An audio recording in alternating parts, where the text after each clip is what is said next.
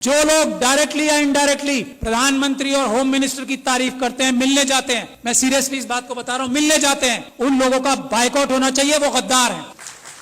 क्या बात करेंगे आप आरएसएस के लोगों से जो इस बात को तय कर चुके हैं कि हमें संविधान खत्म करके मनुस्मृति लागू करनी है? उनसे क्या बात करके और क्या समझाएंगे उन्हें सिर्फ ये जाके कह सकते हैं कि हम आपके पैरों में गिर चुके हैं, हम आपकी हर बात मानेंगे, सिर्फ हमें हमारी कम्युनिटी को धोखा देने का रास्ता बता दो। कैसे हम उनसे मीठी मीठी बातें करके, कैसे जज्बाती तकरीरें देके उनको बेवकूफ बनाएं और आपकी मदद करें, ये काम कर रहे हैं जो लोग उनसे मिलने जाते हैं। ये समझ लीजिए आप, उन्होंने सारी इंस्टीट्यूशंस जो हैं हाईजैक कर ली हैं। उन्होंने हम लोगों के, खास तौर पे एससी एसटी, माइनॉरिटीज और ओबीसी के जितनी टॉप लीडरशिप है सब हाईजैक कर ली। इस बात को जब तक हम तस्लीम नहीं करेंगे हम एक कदम आगे नहीं बढ़ा पाएंगे। अपने अंदर से गद्दारों को आइडेंटिफाई नहीं करेंगे हम एक कदम आगे नहीं बढ़ा पाएंगे।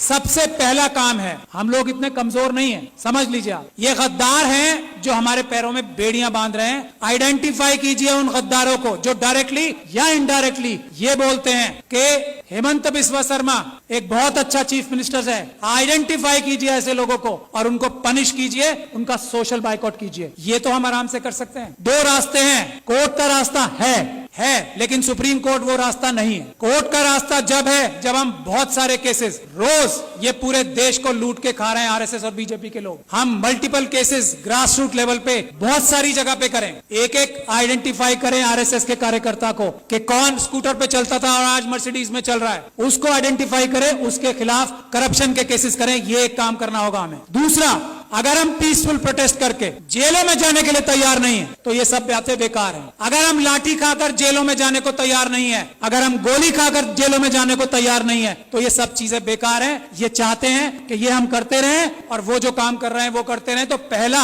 रेजोल्यूशन ये होना चाहिए कि हमें अपने देश को अगर बचाना है, संविधान को अगर बचाना है तो हमें जेल जाने के लिए तैयार रहना पड़ेगा। और जेल जाने वालों में सबसे पहला नंबर लीडरशिप का आना चाहिए, क्योंकि हम लोगों को लोग इज्जत करते हैं ना, हमारी ताकत क्या है। आज मुझे लोग इतना पसंद करते हैं, मैं क्या हूं, एक छोटा सा अदना सा वकील हूं। आज लाखों लोग मुझे सपोर्ट करते हैं, वो मेरी ताकत है। नहीं तो मेरी औकात और हैसियत नहीं है कि मैं चू भी कर जाऊं इन लोगों के सामने। ये समझ लीजिए आप। और ये बात तस्लीम हमारे सारे एमपी एमएलए, बड़ी बड़ी तंजीमों के लीडर्स को करना चाहिए। उनकी अपनी जाती हैसियत और औकात किसी की नहीं है, मैं इस बात को तस्लीम करता हूं। आज अगर हम लोग इतनी जोर से बोल पा रहे हैं तो हमारे पीछे लोगों की ताकत है, उसकी वजह से हमें उन्हें धोखा नहीं देना चाहिए। जो अपने आप को जितना बड़ा लीडर समझता है उसे जेल जाने के लिए, गोली खाने के लिए, लाठी खाने के लिए सबसे पहले तैयार होना चाहिए आज। और जो ऐसा नहीं करता, जो इसके लिए बहानेबाजी करता है, मसलियत बताता है कि ये मसलियतन जो है ना, लफ्ज बोलने वाला गद्दार है। मसलियतन ये नहीं बोलेंगे कि मैं जेल जा रहा हूं, मसलियतन हमें प्रोटेस्ट नहीं करना चाहिए। गद्दार, बेईमान, ये हमें बोलना पड़ेगा खुल के,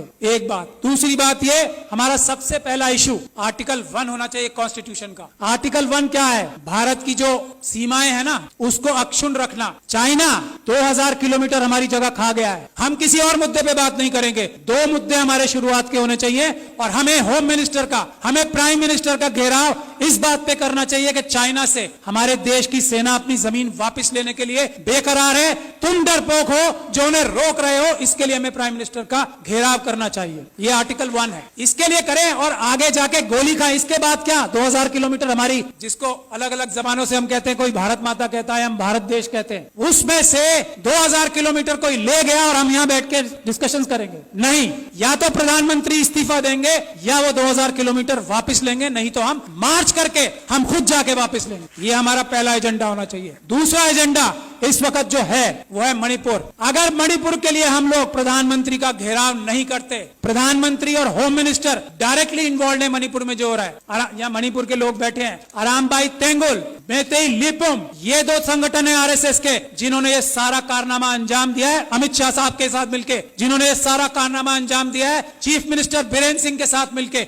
मेटिकुलस प्लानिंग से एक एक काम हुआ है। वहां पे कुछ भी स्पॉन्टेनियस नहीं हुआ है। जब तक हम इस बात के लिए कार्रवाई नहीं करेंगे, और ये जो सुप्रीम कोर्ट में कार्रवाई अभी चल रही है उससे कुछ होने वाला नहीं, कुछ नहीं होने वाला। मैं एज लॉयर सुप्रीम कोर्ट आपको बता रहा हूं, कुछ नहीं होगा। बात 1-2 महीने में आई गई हो जाएगी। उन लोगों के साथ वहां ज्यादती होगी। आरएसएस और बीजेपी पाकिस्तान और चाइना के साथ मिलकर नॉर्थ ईस्ट और सारे बॉर्डर लाइन एरियाज को कमजोर कर रही है। ये हमारी जिम्मेदारी है। आर्टिकल 1 नंबर 1 बचाना सबसे पहले। मणिपुर के लिए हमें जाना चाहिए डेलीगेशन बना के और सच्चाई सामने लानी चाहिए कि आरएसएस ने, अमित शाह साहब ने और चीफ मिनिस्टर ऑफ मणिपुर ने ये प्लानिंग करके अपने कार्डर्स से कराया है। कोई मैती समाज ने नहीं किया है, उनके कार्डर्स ने किया है। गुड़गांव में और नूह में उनके कार्डर्स ने सब किया है। गुजरात में उनके कार्डर्स ने सब कुछ किया है। और दिल्ली के दंगों में हमने ये एस्टैब्लिश कर दिया है कि आम आदमियों ने कुछ नहीं किया, उनके कार्डर्स और उनके भ्रष्ट पुलिस अधिकारियों ने ये सब काम किया है।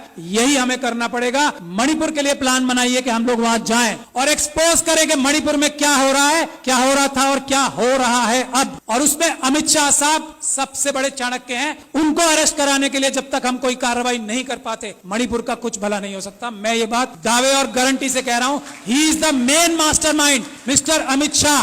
वो वहां जाके बैठे ही इसलिए थे कि उन्होंने ये सब प्लानिंग करनी थी कि सब कुछ ठीक चल रहा है या नहीं। वरना भारत के होम मिनिस्टर में इतनी ताकत होती है, चेयर में, चाहे कोई डफर भी बैठ जाए उस पे। अमित शाह साहब की बात नहीं कर रहा हूं, ये डफर वर्ड उनके लिए इस्तेमाल नहीं किया मैंने। अगर कोई डफर भी बैठ जाए, भारत के होम मिनिस्टर की चेयर में इतनी ताकत होती है कि सब शांति वहां पे एक दिन में हो जाए। लेकिन जो होम मिनिस्टर वहां अपनी प्लानिंग ही करने गया था, इंप्लीमेंटेशन देखने गया था गुजरात मॉडल की, वो उससे क्या उम्मीद करते हो? आज तक किसी आदमी ने यह बोला है कि Amit Shah is the main mastermind of Manipur? नहीं बोला। यही हमारी कमी। तो मेरी यही गुजारिश है, एक तो जेल जाने के लिए जो लोग तैयार हैं, गोली खाने के लिए जो लोग तैयार हैं, लाठी खाने के लिए जो लोग तैयार हैं, वही बोले कि मैं लीडर हूं, वरना वो गद्दार है। मेरा ये मानना है। बाकी अपनी अलग अलग राय सबकी हो सकती है। यही एक टेस्ट है। अच्छी से अच्छी बात कोई भी कर सकता है। एक से बढ़कर एक स्पीच देने वाले, एक से बढ़कर एक भाषण देने वाले हम लोगों में भी हैं और आरएसएस में भी हैं। जबान की वैल्यू आजकल 0 हो गई। सड़क पे आए, गोली खाएं, तब बताएं कि मैं लीडर हूं, वरना मैं गद्दार हूं। ये बात तय है। मैं गोली खाने के लिए तैयार हूं